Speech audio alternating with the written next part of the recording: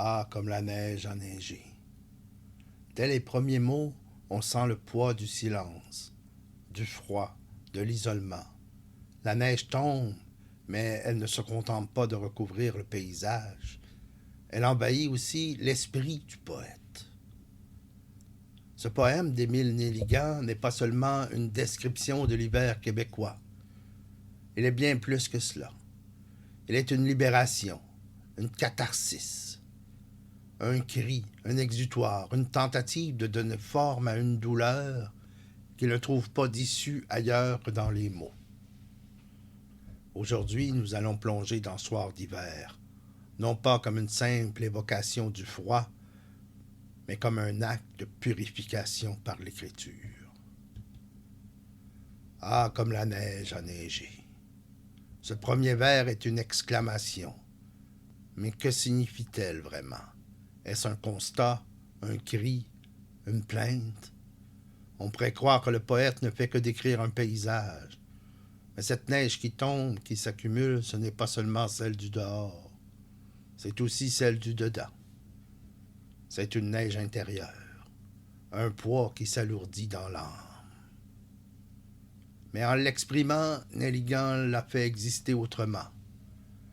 Il ne se contente pas de la subir, il la transforme en langage, en image, en poésie. Il écrit pour ne pas disparaître sous cette tempête. Ma vitre est un jardin de givre. Cette image est puissante. Le poète est enfermé, séparé du monde par une vitre figée, cristallisée. Il ne voit plus rien d'autre que ce mur de givre. C'est un isolement absolu. Mais en le décrivant, il le dépasse. Ce jardin de givre, en devenant un vers, une image poétique, cesse d'être une simple prison. Il devient un objet d'art. Et c'est là que se joue la catharsis. Nelligan est enfermé, mais il s'exprime. Et en s'exprimant, il fait entendre sa voix malgré le silence qui l'entoure. L'écriture de Nelligan est marquée par la mélancolie, par une tristesse profonde. Mais cette tristesse, il ne l'écrit pas simplement comme un constat. Il la sublime. Le jardin de givre, la neige qui tombe, ce sont des images d'une beauté froide et intense.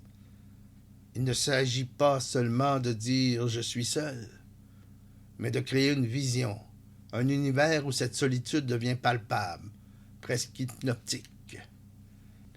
Le poète souffre, mais en transformant cette souffrance en poésie, il lui donne un sens, une forme.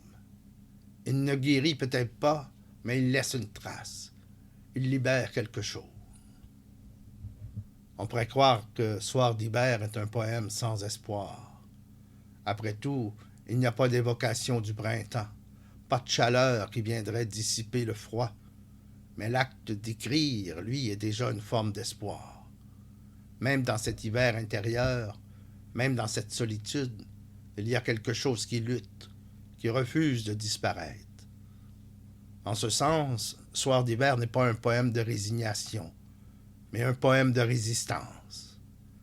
La neige tombe, elle pèse sur le cœur, mais elle est nommée, décrite, sculptée dans les mots. Et tant qu'il y a des mots, il y a une lumière, même infime, quelque part. Ah, comme la neige a neigé.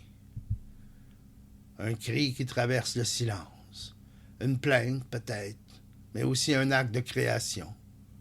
Soir d'hiver n'est pas qu'un poème sur l'isolement. C'est une manière de lui donner une forme, de lui donner une voix. L'écriture ne fait pas disparaître le froid, mais elle empêche qu'il ensevelisse tout. Merci d'avoir voyagé avec moi au cœur de Soir d'hiver d'Émile Nelligan. Vous pouvez retrouver le poème complet en description si vous souhaitez le lire ou le redécouvrir. Si ce balado vous a plu, n'hésitez pas à vous abonner et à partager. On se retrouve très bientôt pour un nouveau voyage au cœur des œuvres.